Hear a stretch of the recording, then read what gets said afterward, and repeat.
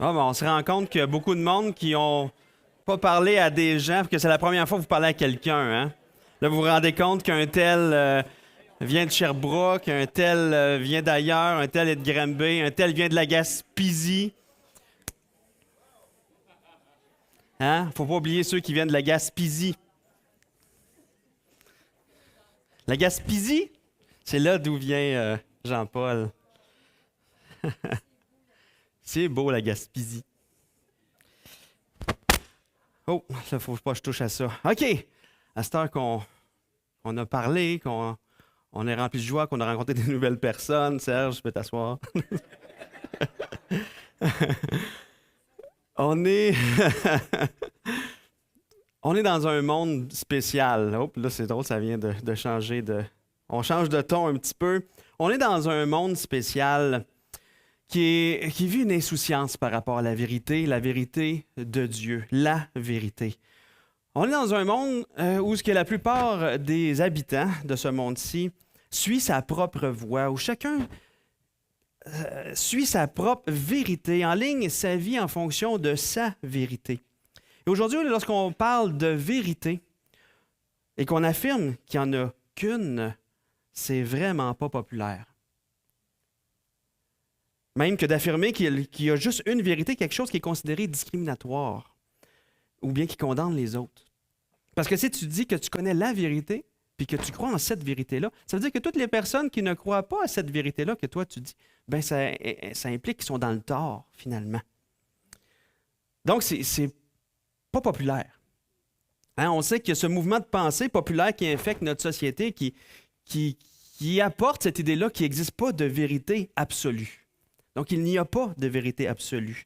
C'est un mouvement de pensée qui découle complètement de l'être humain, qui est centré sur lui-même, qui ne veut pas finalement orienter sa vie en fonction de quelqu'un d'autre qui sait que c'est la meilleure chose ou qui a la vérité. Donc, il ne veut pas vraiment orienter sa vie en dehors de ce qu'il pense que c'est bon pour lui-même. Donc, c'est en dehors de sa propre vérité.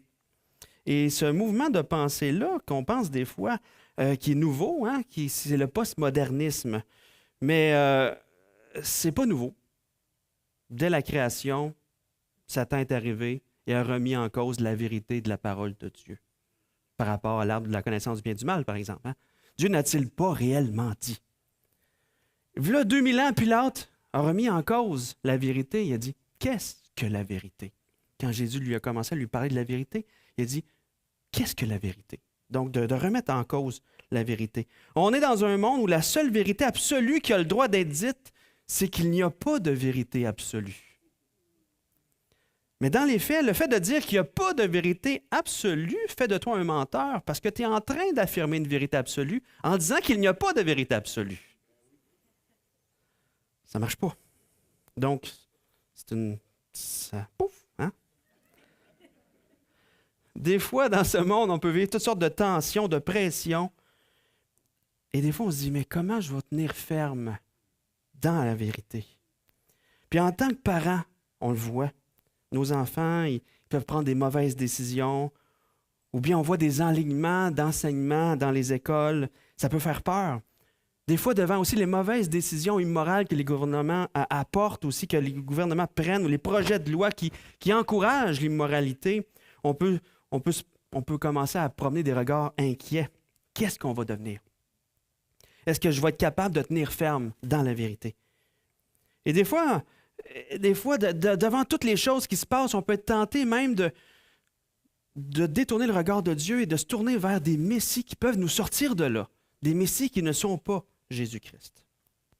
Mais le seul messie qui agit réellement et qui va triompher réellement, même si on dirait que ce n'est pas le cas en ce moment, dans ce qu'on voit avec nos yeux, même si ça semble être le chaos autour de nous, on va voir aujourd'hui qu'il n'y a qu'un seul vrai siège de l'autorité. Un seul vrai siège de l'autorité. Il y a un seul vrai royaume dont on fait partie. Il n'y a qu'un seul vrai Messie. Donc, c'est les trois choses qu'on va voir aujourd'hui au travers de la suite de cette série qu'on fait dans « Qui est Jésus ?» dans Jean 18, versets 28 à 40. Donc, aujourd'hui, on termine Jean 18, dans cette série-là, qui est Jésus? Et qu'est-ce qui est intéressant, c'est que la réponse à cette question-là de qui est Jésus détermine notre destinée éternelle. Pensez à ça. Au début de Jean 18, on voit que lorsque Jésus a été livré, il protège ses disciples. Il était complètement au contrôle de la situation. Et il dit, si donc c'est moi que vous cherchez, laissez aller ceux-ci. Donc, voit Jésus, il est au contrôle complètement de la situation, il laisse aller les autres. Mais Pierre, on voit qu'il ne comprend pas trop le plan de Dieu, le plan de Jésus, de la manière qu'il veut accomplir son plan. Il sort son épée, coupe l'oreille de Malchus, il dit « Ouais, on va détrôner le royaume, l'Empire romain, Jésus est avec nous, qui sera contre nous? » On l'a chanté tantôt. Yeah! Il saute, il vient pour se battre, coupe l'oreille, manque son coup, comme ça j'ai expliqué. Il voulait finalement fendre le crâne de Malchus, mais il visait mal, il a coupé l'oreille. Mais Jésus dit, non, hey, c'est pas ça l'Évangile. Remets ton épée dans son fourreau. C'est pas ça que je suis venu faire. Je suis venu ici, sur terre, pour boire la coupe que le Père m'a donnée à boire, cette coupe de la colère contre le péché. Et Jésus, il va d'un pas décidé. Donc Jésus est amené de nuit dans la cour suprême juive où il subit un procès bidon, complètement bidon. Dans l'Évangile de Jean, on ne voit pas vraiment le contenu de cet interrogatoire-là, mais dans Matthieu, on voit un peu plus le contenu dans l'Évangile de Matthieu. Et les chefs religieux, ils mettent de la pression et ils disent, ben là, dis-le nous franchement, es-tu le Messie qui devait venir? Et Jésus dit, oui, je suis le Messie. Le souverain sacrificateur déchire ses vêtements et dit, il a blasphémé. On n'a pas besoin d'autres preuves, il mérite la mort. Mais Jésus n'a pas blasphémé, il a juste dit qui il était réellement, il a juste dit la vérité sur qui il était. Mais il a pris ça pour un blasphème, donc il mérite la mort. Pendant ce temps-là, l'apôtre Pierre renie Jésus 3 fois avant que le coq chante. On dirait que rien ne va plus pour Jésus. On dirait que le monde a pris le dessus sur Jésus. On dirait que le monde a pris le dessus sur tout ce qui se passe. Et là, Jésus il est lié. Il est amené, il est en route vers Pilate, le gouverneur romain. On dirait que pour un instant, le monde triomphe sur Jésus, que le monde prend le contrôle, que ça ne s'en va pas dans la bonne direction. Donc, on va commencer en lisant les versets 28 à 32, où on va voir qu'il n'y a qu'un seul vrai siège de l'autorité, même si des fois, on ne le voit pas. Donc, verset 28. Ils conduisirent Jésus de chez Caïphe au prétoire. C'était le matin. Ils n'entrèrent point eux-mêmes dans le prétoire afin de ne pas se souiller et de pouvoir manger la Pâque. Pilate sortit donc pour aller à eux et il dit, « Quelle accusation portez-vous contre cet homme? » Ils lui répondirent, « Si ce n'était pas un malfaiteur, on ne te l'aurait pas livré. » Sur quoi Pilate leur dit, « Prenez-le vous-même et jugez-le selon votre loi. » Les Juifs lui dirent, « Il ne nous est pas permis de mettre personne à mort. » C'était afin que s'accomplisse la parole que Jésus avait dite lorsqu'il indiqua de quelle mort il devait mourir. Vous avez déjà certainement vu des films policiers américains où il se passe quelque chose dans un petit village. Là, il y a une enquête qui doit être faite. Et là, le shérif du village prend l'affaire en lui-même et il commence à faire l'enquête. Et là, c'est une enquête qui est un peu grosse et ça vient aux oreilles du gouvernement. Et le gouvernement enlève le FBI. Le FBI arrive et dit qui est en charge ici? Who's in charge? Et le shérif lève la main. C'est moi? Non, maintenant, ce n'est plus toi. C'est nous qui prenons en charge. Ben là, c'est pas ça pas en tout qui se passe. C'est l'inverse. Personne ne veut être en charge. Personne veut prendre le blâme ou veut prendre la responsabilité de mettre à mort Jésus, là, dans ce qui se passe là. Donc, les chefs religieux arrivent chez Pilate, parce que c'était lui le gouverneur romain de la Judée, parce qu'on sait qu'Israël, à cette époque-là, était sous l'emprise de l'Empire romain, comme presque tout le monde connu de l'époque. C'était un gouvernement mondial qui était en train de se faire là. Donc, Jérusalem est dans la Judée. C'est donc Pilate qui a l'autorité suprême sur la vie ou la mort des gens. Donc, les chefs religieux n'entrent pas chez lui parce qu'ils ont peur d'être souillés en entrant chez un non-juif. Pilate doit sortir pour aller les voir. c'est un détail important que Jean apporte. Ça peut avoir de l'air insignifiant, mais Jean veut démontrer l'ampleur de l'hypocrisie des chefs religieux. Parce que cette loi-là de ne pas entrer chez un non-juif, de ne pas d'être souillé, ce n'est pas une loi qui existe du tout dans tout l'Ancien Testament. Ça apparaît nulle part dans l'Ancien Testament. C'est une loi que les Juifs eux-mêmes, que les chefs religieux eux-mêmes ont ajoutée à la loi de Dieu. C'est une tradition humaine qu'ils ont ajoutée à la loi de Dieu. Même que cette loi, il y avait des petites clauses dans cette loi-là. Il dit, par contre, si jamais tu veux entrer chez un non-juif, tu peux entrer dans sa cour intérieure à condition que ça soit à ciel ouvert. Dans ces moments-là, tu ne peux pas être souillé. Fait qu'il y avait toutes des petites clauses qui essayaient de respecter, qui ajoutaient. Donc, les chefs religieux étaient tellement zélés pour toutes les petites clauses, mais en même temps, c'est aberrant qu'ils n'ont aucun scrupule à mettre à mort un innocent, à causer un meurtre, à faire un meurtre, le meurtre de Jésus. Quelle hypocrisie extraordinaire de la part des chefs religieux. Et Jean fait ressortir ça. Donc, Pilate les rejoint à l'extérieur. Il ne devait pas être trop content, c'était le matin, le coq vient de chanter. Puis, donc, il est obligé de sortir de chez lui pour aller les rencontrer, eux autres. Il faut savoir qu'entre Pilate puis les Juifs, c'était vraiment pas l'amour. Il y avait une grande tension entre eux. La relation qu'il y avait entre Pilate puis les Juifs, c'était comme une canette de Coca-Cola que tu brasses dans ta voiture pendant des heures, les fenêtres fermées au gros soleil. Ça peut exploser à tout moment. C'était la tension qu'il y avait entre Pilate et les Juifs. Parce que Pilate avait fait plein de bourdes extraordinaires en arrivant comme gouverneur à Jérusalem. Ça faisait à peu près juste 4 ans qu'il était le gouverneur de la Judée en ce moment-là, qui vivait à Jérusalem lorsqu'il parle à Jésus. Puis déjà, en 4 ans, il avait fait déjà des grosses gaffes.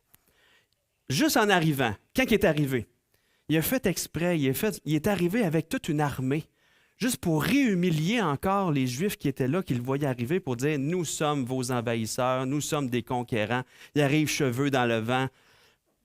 Pas juste ça qu'il a fait, il y avait aussi un étendard qui agitait bien haut, tu sais, celui avec l'aigle romain, avec le nom de l'empereur romain qui était là. Il l'élevait bien haut. Quand il est arrivé chez lui, il a planté cet étendard-là qui était à la vue de tous.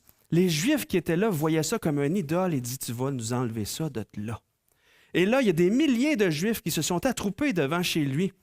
Ça a duré 5 jours. C'était sur le bord de virer en émeute. Pilate sort de chez lui et dit « Si vous ne rentrez pas chez vous, je vous tue toute la gang. » Les Juifs, pour contester avec arrogance, ils se sont tous baissés le cou comme ça, puis ont dit « Vas-y, tue-nous, on va rester là. On n'a pas peur de toi, mon gars. » C'est venu aux oreilles de l'empereur Tibérius qui l'avait envoyé. Tibère dit « Voyons donc, qu'est-ce qu'il est en train de faire là? Il est en train de briser toute la paix romaine qu'on veut installer partout. » Il envoie une lettre, il dit « Mon gars, tu vas enlever ça de là, je veux que tu gardes la paix. » Fait que Pilate est obligé d'enlever ça.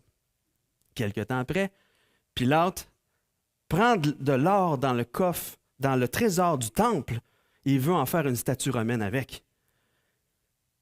Un autre émeute vient pour éclater. L'empereur commence à envoie encore une autre lettre. Il dit « Arrête ça, remets l'or là, voyons donc. » Il est arrivé 2 autres affaires. À la 4e chose, l'empereur envoie une lettre. Il dit à Pilate « Pilate, si tu recommences une autre niaiserie comme ça, je t'enlève complètement de là. Tu es destitué de ton poste complètement, puis ça n'ira pas bien pour toi. » Fait que c'est dans cette tension politique que se trouve présentement Pilate.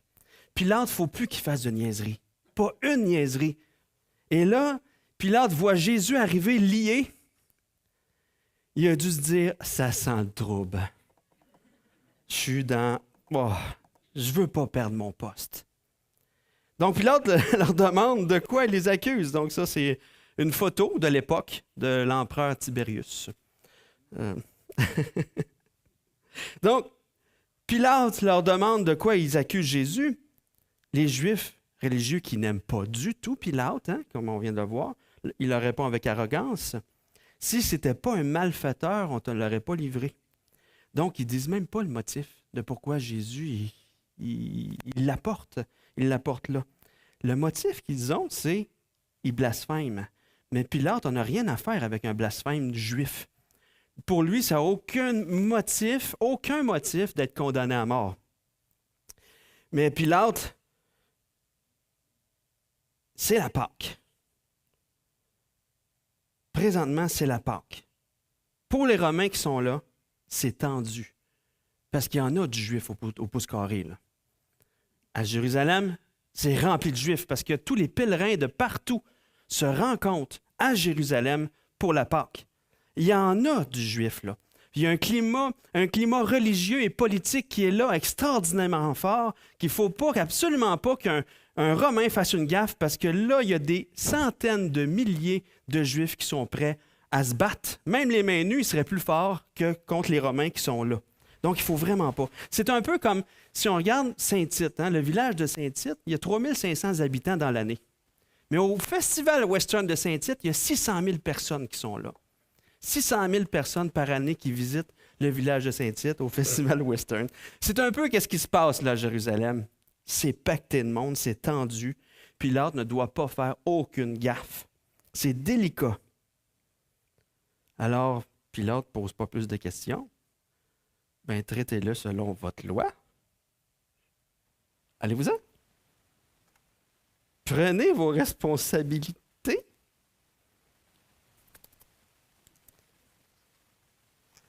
Ils leur donnent tout ce qu'ils veulent. Simplement. Mais les chefs religieux juifs, c'est pas ça qu'ils veulent. Tout à coup, eux qui n'ont rien à faire aux lois romaines, tout à coup, ils sortent la carte de la soumission à Rome. Il ne nous est pas permis de mettre personne à mort. Désolé, on a les mains liées. Ça, c'est fou, hein? Parce qu'à une autre reprise dans son ministère, Jésus a failli être lapidé par le même monde. Ils ont pris des pierres, ils ont voulu le lapider. Jésus, il a juste passé au travers d'eux parce que son heure n'était pas venue. Il n'a pas été lapidé. Une autre fois, il y a des gens qui ont amené la femme adultère, vous vous souvenez? Puis là, on va la lapider. Et là, Jésus dit que celui qui n'a jamais péché lance la première pierre. Étienne, sous le même gouvernement qui a condamné Jésus, sous le même gouvernement, Étienne s'est fait lapider. Il faisait la lapidation, ça arrivait, il lapidait des gens. Il n'y avait pas de problème là-dessus, c'était caché. On dirait que le gouvernement, il se fermait les yeux pour un certain temps. Je ne sais pas qu'est-ce qui se passait, mais il le faisait. Puis là, tout à coup, pour Jésus, oh non, il ne nous est pas permis de le faire. Non, non, non, non, non. C'est non. Pourquoi? Il y a certaines personnes qui pensent que, vu que beaucoup de gens qui croyaient que Jésus était le Messie, ben eux-mêmes ne voulaient pas se mettre dans l'eau chaude. Ou d'autres pensent que les chefs religieux voulaient que Jésus soit pas juste lapidé de manière cachée, mais que son exécution soit connue de tous, qu'il soit humilié de manière extraordinaire par la crucifixion. Mais peu importe la raison personnelle pour laquelle les Juifs disent « Non, non, non, non, il n'est pas permis de le faire », la vraie raison, c'était afin que s'accomplisse la parole que Jésus avait dite lorsqu'il indiquait de quelle mort il devait mourir. Jésus était au contrôle. Jésus avait prédit le moyen par lequel il allait mourir. Les Juifs, quand ils lapidaient quelqu'un, ils l'abaissaient. Et là, ils tiraient des roches dessus jusqu'à ce que mort s'en suive. Les Romains, quand ils crucifiaient quelqu'un, ils l'élevaient. Et Jésus avait dit dans Jean 3, 14, « Et comme Moïse éleva le serpent dans le désert, il faut de même que le Fils de l'homme soit élevé. » Jésus allait mourir entre nous et Dieu. Jésus allait être le paratonnerre entre nous et Dieu. Et c'était ça, son plan. Ça semble chaotique. Jésus est au contrôle. Complètement chaotique. Non, c'est toi qui vas le tuer. Non, c'est toi qui vas le tuer. Non, moi, je ne m'amène pas les mains. Non, c'est toi. Jésus dit non, non. C'est comme ça que je vais mourir. Donc, dans toute situation qui semble vraiment chaotique, remplie de toutes sortes de tensions, Jésus est parfaitement au contrôle. Who's in charge là-dedans? Jésus. Jésus est en charge. Jésus est en face des deux autorités suprêmes de ce moment-là, de cette époque-là. Deux autorités complètement foireuses, deux autorités complètement corrompues qui mènent le monde de l'époque. Jésus est en parfait contrôle de la situation. Il n'y a pas un détail qui l'échappe. Il y a un seul siège de l'autorité. C'est Jésus. C'est le seul vrai siège. Et des fois, on peut voir les choses qui se décident au niveau de nos gouvernements avec lesquels on n'est pas d'accord. Des fois, les grands de ce monde influencent notre société d'une manière qui peuvent vraiment nous décourager, nous choquer, puis creuser un fossé encore plus grand entre nous et eux. Des choses qui peuvent nous porter préjudice à court, moyen terme. On peut être tenté de croire que tout va mal, que tout est perdu. Mais Jésus est au contrôle encore aujourd'hui, comme il l'était là, à ce moment-là, devant Pilate et les chefs religieux. Faisons-lui confiance. Il sait où il s'en va, même si ça a de l'air chaotique en ce moment. Même si c'est les autorités qui s'en mettent au contrôle. La vraie autorité, le vrai pouvoir, c'est celui que Jésus a en ce moment. Jésus a dit, « Tout pouvoir m'a été donné dans le ciel et sur la terre. Et voici, je suis avec vous tous les jours jusqu'à la fin du monde. » Restons fidèles à Jésus dans notre vie, peu importe ce qui se passe. Il y a des guerres qui éclatent dans le monde. Regardons Jésus, rappelons-nous qu'il est au contrôle. Il est assis sur le trône. Il sait qu'est-ce qui se passe. C'est le seul vrai siège de l'autorité au-dessus de toute autorité. Si on continue, avec les versets 33 à 38, on va voir qu'il n'y a qu'un seul vrai roi du royaume dont nous faisons partie. Donc Pilate entre dans le prétoire. Appelant Jésus, lui dit, « Es-tu le roi des Juifs? » Jésus répondit, « Est-ce de toi-même que tu dis cela, ou d'autres te l'ont-ils dit de moi? » Pilate répondit, « Moi, suis-je juif? Ta nation et les principaux sacrificateurs t'ont livré à moi. Qu'as-tu fait? » « Mon royaume n'est pas de ce monde, répondit Jésus. Si mon royaume était de ce monde, mes serviteurs auraient combattu pour moi afin que je ne fusse pas livré aux Juifs. Mais maintenant, mon royaume n'est point d'ici-bas. Pilate lui dit, « Tu es donc roi? » Jésus répondit, « Tu le dis, je suis roi.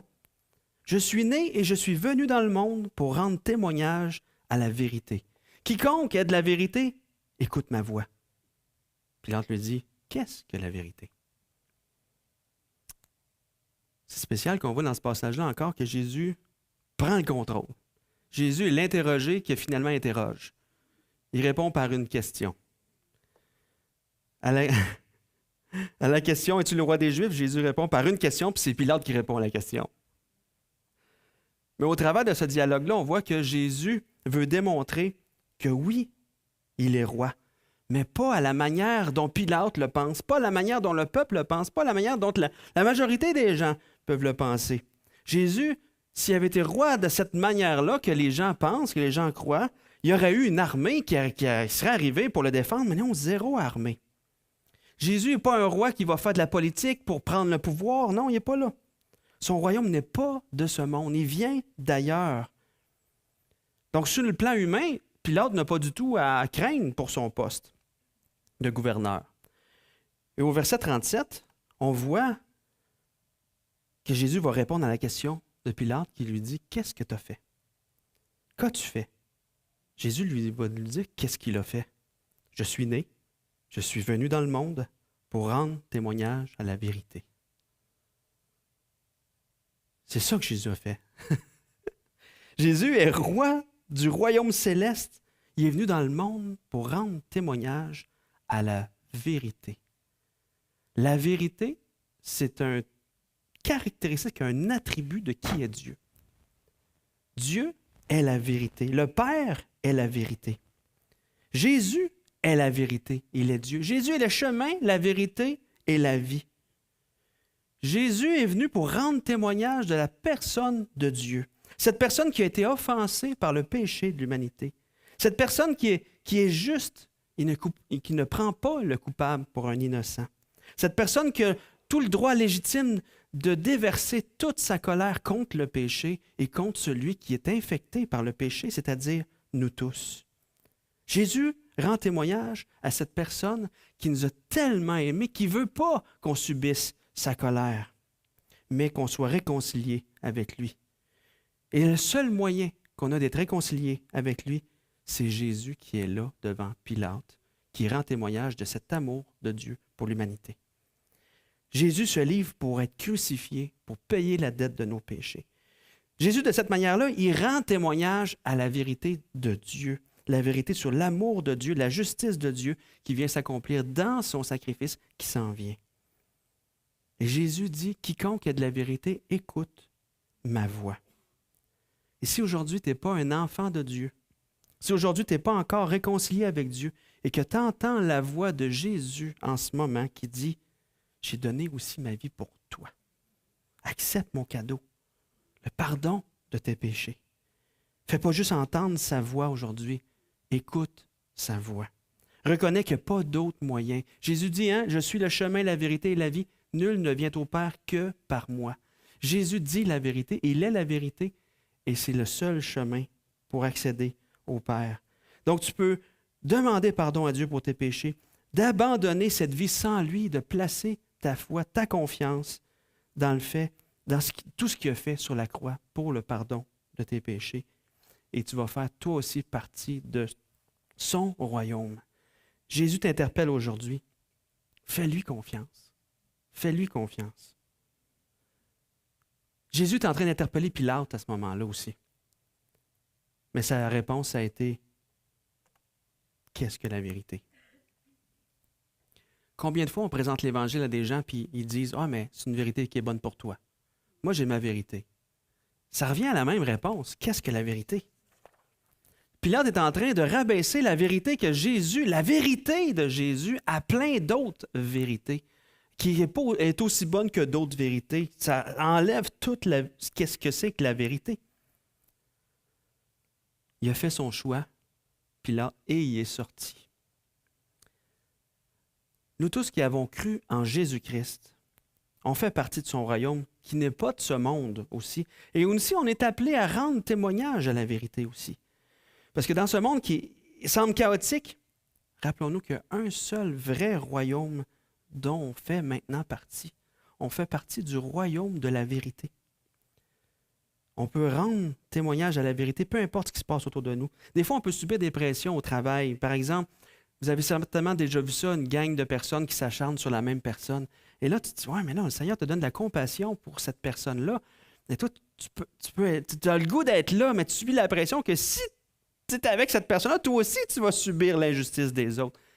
Mais non, rends témoignage à la vérité. Prends soin de l'autre personne. Jésus donne de la compassion pour cette personne-là. Laisse vivre Jésus en toi pour bénir, peu importe s'il y a de la pression autour de nous. Tu es au cégep, tu es dans un cours de philo, tu es souvent confronté à des idées que tu sais être fausses. Demande au Seigneur de te donner le courage de rendre témoignage à la vérité, mais avec douceur, rempli de grâce, malgré toute la pression que tu peux vivre dans la classe, malgré que tu sois le seul à connaître la vérité sur Dieu. Tes parents, tu es un parent, puis tes enfants sont tentés de suivre le monde. Tiens ferme dans la vérité. Appelle péché ce qui est péché. Apporte à tes enfants les principes bibliques. Démontre-leur que Jésus est le Seigneur de ta vie à toi. Tu fais partie de son royaume. Notre rôle en tant que parents, c'est aussi de témoigner de la vérité devant nos enfants. Être un témoignage de la vérité. Démontrons à nos enfants que Dieu est réel dans notre vie, qu'il a changé notre vie. On est centré sur notre roi. On est des ambassadeurs de ce royaume-là dont on fait partie, le royaume de la vérité. Dans tout ce qu'on fait, soyons conscients de notre nouvelle identité en Christ. On est la communauté de l'agneau qui aurait rendu témoignage à la vérité et qui s'est livré pour nous. Des fois, on peut subir de la pression de toutes sortes.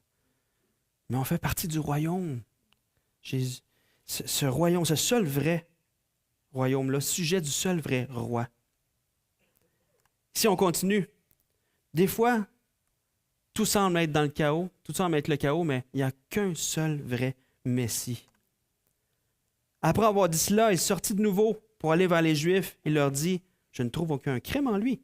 Mais comme c'est parmi vous une coutume que je vous relâche quelqu'un à la fête de Pâques, Voulez-vous que je vous relâche le roi des Juifs?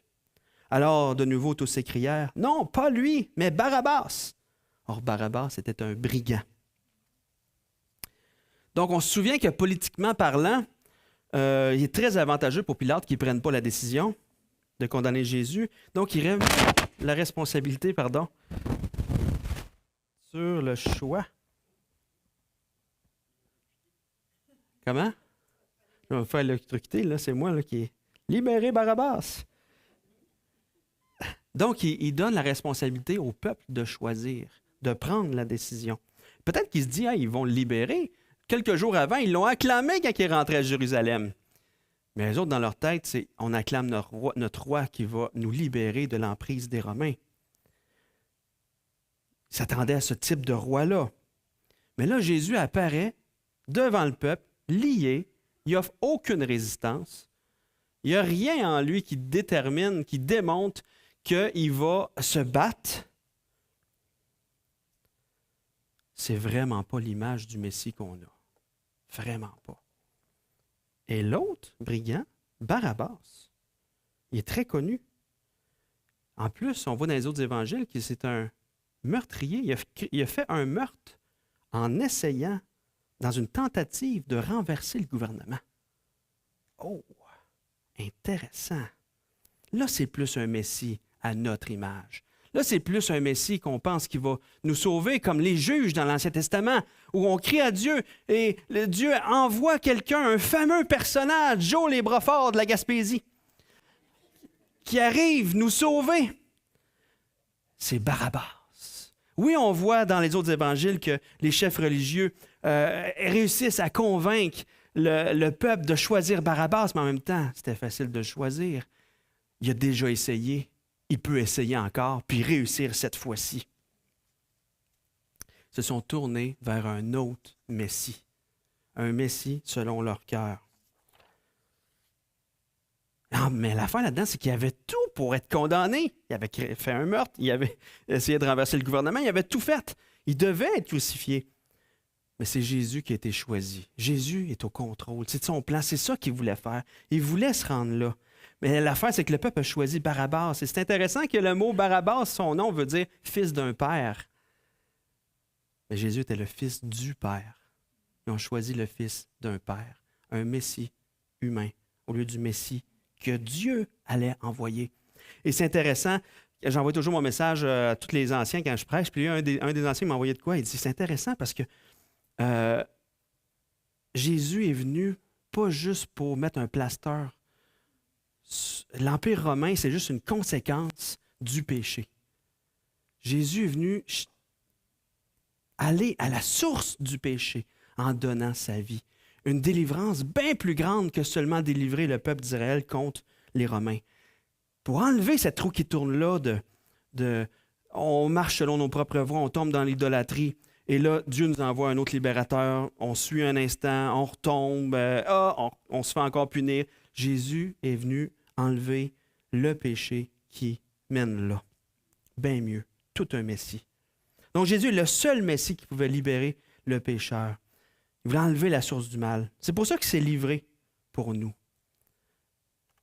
Et on voit dans le film La Passion du Christ, Pilate, il dit, « Voulez-vous que je vous libère le roi des Juifs? » Ou ce fameux meurtrier Barabbas.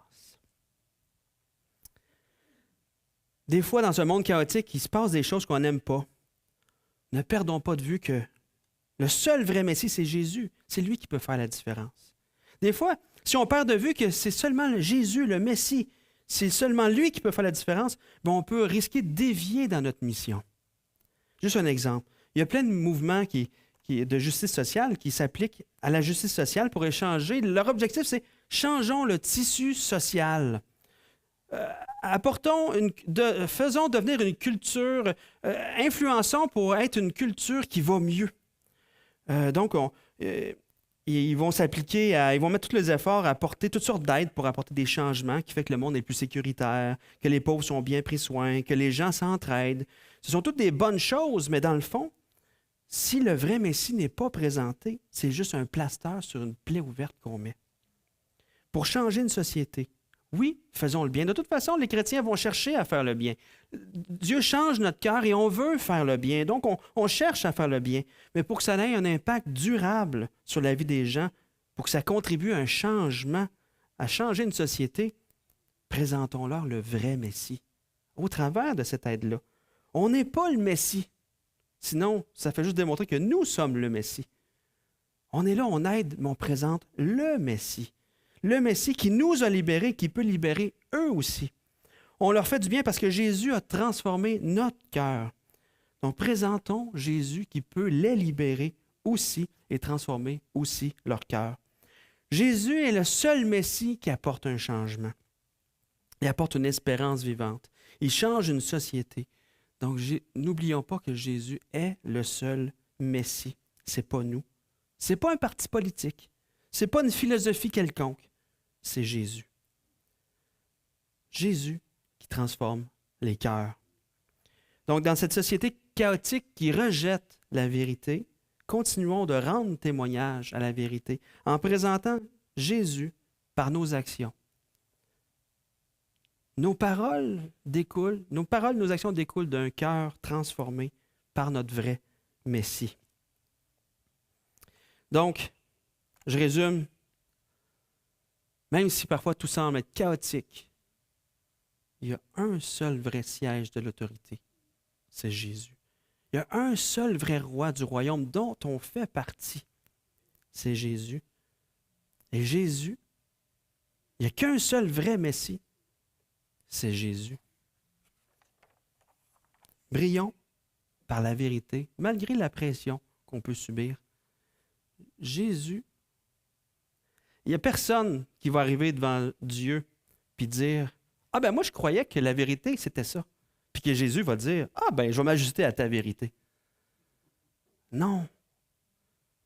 Non ferme dans la vérité parce que chacun va avoir à rendre compte devant Dieu de ce qu'il a fait avec la vérité. Que Jésus a témoigné, a rendu témoignage de la vérité, que Dieu nous a tellement aimés qu'il a envoyé son Fils. Dieu va dire, mais qu'as-tu fait de mon Fils que je t'ai envoyé pour te sauver? Oh, il n'y a pas d'autre vérité qui va tenir devant ça. Sachant que ça, c'est vrai, que le Seigneur puisse nous remplir de force, de hardiesse, de persévérance pour le présenter, pour être des témoignages de la vérité qui est Jésus-Christ. Prions. Seigneur, merci pour ta parole, mais merci qu'au travers de ce passage-là, on voit à quel point tu es au contrôle, à quel point tu voulais faire beaucoup plus que seulement libérer d'une oppression. Seigneur, tu es venu sur la terre, tu es venu nous sortir. Nous aussi, on croyait notre vérité avant, mais tu es venu par ton esprit nous convaincre de péché, de justice, de jugement. Tu es venu nous convaincre qu'on était des pécheurs, ce qu'on méritait, c'est de subir ta justice, puis ta justice, c'est qu'on serait trouvé coupable au jour du jugement. Mais en même temps, Seigneur, tu es venu nous convaincre que tu es venu donner ta vie pour le péché, pour être la solution au péché. Tu as subi la justice de Dieu sur la croix en subissant la séparation d'avec ton Père, celle que nous, on mérite. Et tu as fait tout ça pour qu'on n'entre pas en jugement. Merci, Seigneur, de ce que tu as fait. Rappelle-nous à chaque instant, à chaque jour, le prix que tu as payé pour nous. Et qu'on puisse joyeusement, nous aussi, payer le prix pour toi, pour ta gloire, Seigneur. Pour que d'autres puissent entendre aussi ce merveilleux évangile, celui qui transforme les cœurs, celui qui donne la vie éternelle aussi. Amen.